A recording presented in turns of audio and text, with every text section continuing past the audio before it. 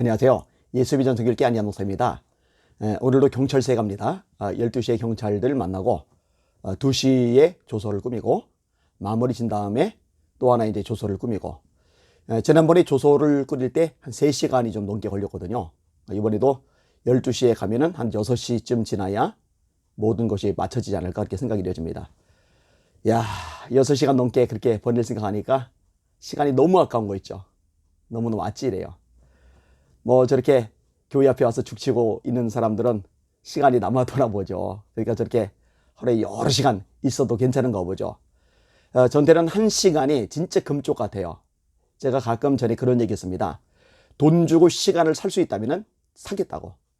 아르바이트 같은 거 하는 젊은이들 있잖아요. 1시간에 얼마 받고 일하잖아요. 그죠?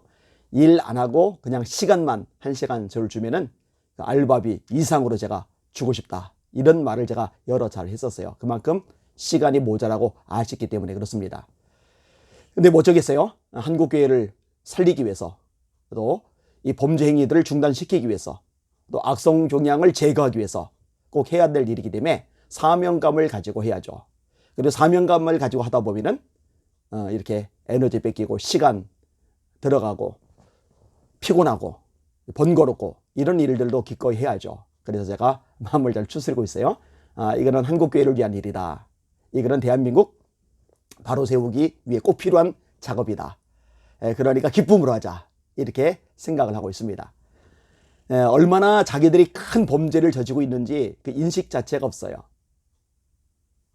참 안타까운 일이죠. 뭐 정광훈 목사 주변에 변호사가 30여 명이나 있다고 그러는데, 실력 있는 변호사들이 있다고 그러는데, 그 변호사들이 저렇게 함부로 말하는 사람들에 대해서 제대로 지적도 안 해주는 것 같아요. 그렇게 하면 안 된다고, 큰일 난다고, 위험하다고 충고나 조언도 안 해주는 것 같아요.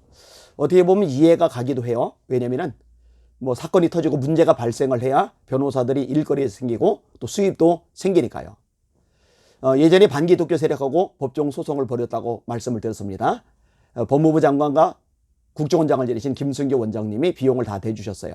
그리고 그때 저를 대신해서 이 법정으로 진행을 해줬던 분이 고용일 변호사님입니다. 고용일 변호사님. 누군지 알죠? 전광훈 쪽 사람들도 아마 고용일 변호사님 누군지 다 알 거예요. 왜냐면 그쪽 멤버이니까. 이동욱 회장님이 이성희 변호사는 취급을 안 하죠. 실력도 없고 이런저런 문제점 참 많다고. 변호사 세계에서도 그러니까 외면을 당하는 거라고. 그러면서 말이 통하는 대상으로 이제 고용일 변호사님을 언급을 했었죠. 제 말로 뭐 같은 이야기가 나올 수밖에 없을 것 같아요. 실력도 있고 또 인격적이기도 하고 그래요. 이 고용일 변호사님이 소송을 제기를 하고 진행을 해줘가지고 6건인가요? 전부 다 승소를 했어요. 상대방 전부 다 벌금 맞았어요. 제가 그때요 목사이기 때문에 그래 벌금 때린 것만으로 멈추자. 왜냐면 그 일 이후에 조용해졌으니까요. 민사까지 안 갔어요. 손해배상까지 안 갔어요. 그게 뭐 때문에 그렇게 됐느냐? 댓글 가지고 그렇게 된 거예요. 댓글. 그런데 댓글이 아니라 방송을 가지고서 인격 모독을 했잖아요. 명예훼손, 모욕, 허위사실 유포, 기타 등등. 그러니 이 범죄 행위가 얼마나 큽니까? 음란 블로그 운영했다.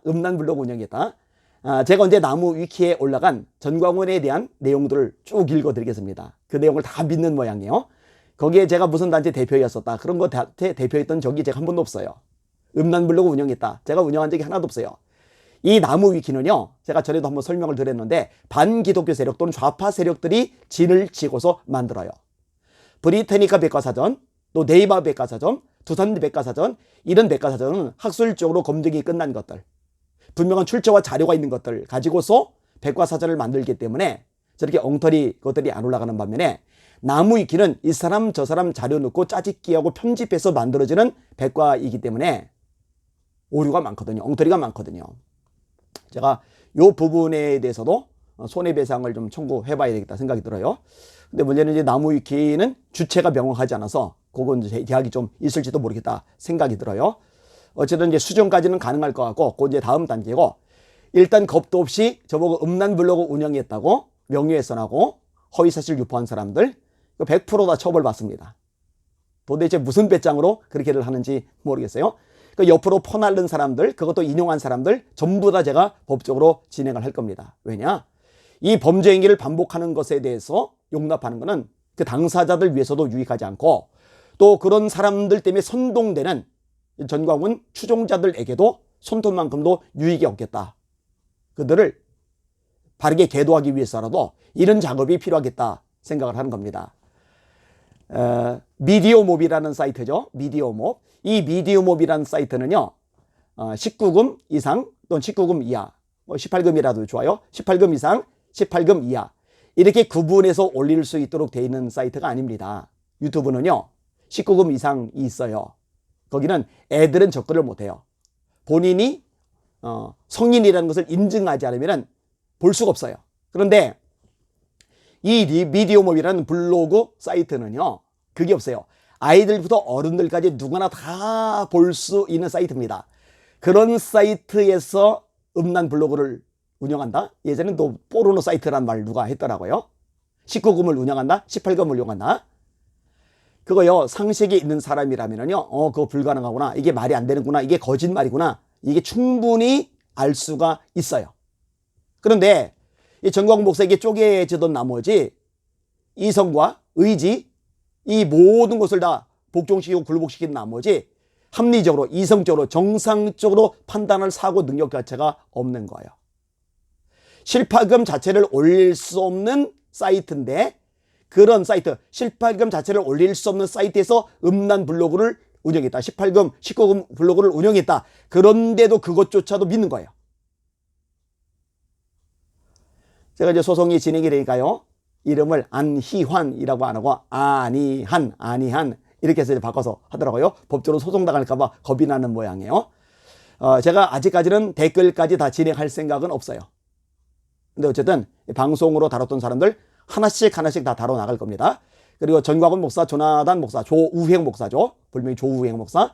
여기에 대해서도 아마 들어갈 겁니다. 얼마 전에 이동욱 회장님이 얘기하더라고요. 조우행 목사 경찰서 출두도 안 했다고. 겁먹은 거죠. 근데 계속 출두 안 하면은요, 잡혀갑니다. 그리고 어차피 재판받을 때 마이너스, 불이익을 당할 수밖에 없습니다. 그러게 조심 좀 하지. 왜 쌍욕, 막말, 인격살인, 인격모독을 그렇게 심하게 내뱉습니까? 한두 건이어야지, 한두 건이요. 그러니까, 제가 이번에 이제 3번째까지 하게 되는 건데, 3번째가 아니에요. 10번, 10번, 20번, 100번, 1000번까지도 가요. 그만큼 자료량이 방대해요. 이제 와서 지워도 소용없어요. 다 다운되어 있는 상황이니까요. 그동안에 목사님들이라서 인격적인 분들이라서 소송을 안 했죠. 근데 저는 달라요. 저는 달라요. 이 부분을 바로 잡아야 되겠다는 사명감이 생겼기 때문에 그냥 넘어가지 않을 겁니다. 전광훈 목사, 조우행 목사, 그 외 기타 유튜버들 전부 다 대가를 치르게 될 겁니다. 아까 얘기했죠. 댓글 쓴 사람들도 전부 다 처벌받았는데 그것하고 비교가 안 돼요. 그리고 그때는 형사로 끝냈지만 이번엔 민사까지 갈 겁니다. 손해배상 다 청구할 겁니다. 도대체 무슨 배짱으로 무슨 용기로 저렇게 하는지 알 길이 없어요. 지금 아직 오전인데 지금도 저기 청교도 휘문군 윤영본지 이름도 잘 모르겠어요. 누군지 일명씩도 없는 사람인데 밖에 나와서 또 뭐 진을 치고 있다고 누가 전달을 해 주더라고요. 뭐 얼마든지 하라고 그래요. 얼마든지. 조만간 그렇게 하기 어려워질 겁니다. 경찰서 불려 다녀야 되고 그래 처벌받고 그리고 뭐 감옥에 갈지 벌금을 세게 맞을지 그리고 그 이후로 민사까지 또 이제 들어가고 그러면은 아마 대책이 없고 정신이 없을 겁니다. 제가 그동안에 기회를 많이 줬잖아요. 그때 좀 정신을 차렸으면 얼마나 좋았을까요? 좀 템포를 조절했으면 얼마나 좋았을까요? 이성적으로 판단하고 합리적으로 사고해가지고 이렇게 하다가는 이게 문제가 심각하겠구나. 내가 처벌받겠구나. 이렇게 인지라도 했으면 얼마나 좋았을까요? 전광훈 목사는 본인이 깜빵 3번 갔다 온 거 되게 자랑스럽게 생각하더라고요. 솔직히 말해서 애국운동 위해서 깜빵 간 것도 아니죠. 선거법을 위반해서 갔다 온 거잖아요. 선거법 위반해서. 그것까지도 선거법 위반해서 갔다 온 것까지도 감옥 갔다 온 걸로. 나처럼 감옥 갔다 왔어? 옛날에 민주화 운동하던 사람들이 감옥 갔다 온 것을 훈장처럼 여기고 그것을 이용해서 자기 입지를 다지는데 사용했던 것하고 똑같은 행태를 벌이고 있는 거죠. 수준이 똑같아요. 아니 더 심하죠. 좌파들은 적어도 교회까지 와서 저렇게 무지한 짓 안 합니다. 교회까지 파괴하는 짓 안 합니다. 그러면 불이익이 얼마나 심한지, 여론이 얼마나 나빠지는지 알 테니까요. 뭐예요? 그것이 알고 싶다. 이런 데도 이제 다 제보가 됐으니까 자료 같은 거 이제 보내고 나서 혹시 진행이 되면은 아마 정광훈 실체가 보다 더 적나라하게 드러나리라고 생각이 되어집니다. 자, 이제 좀 이따 이동욱 회장이 오면은 같이 경찰서에 가게 될 텐데, 조소 꾸리는 동안에 좀 지루하겠지만 잘 정리가 되도록, 또 너무 피곤하지 않도록 세임 달라고 기도를 해주시면 감사하겠습니다.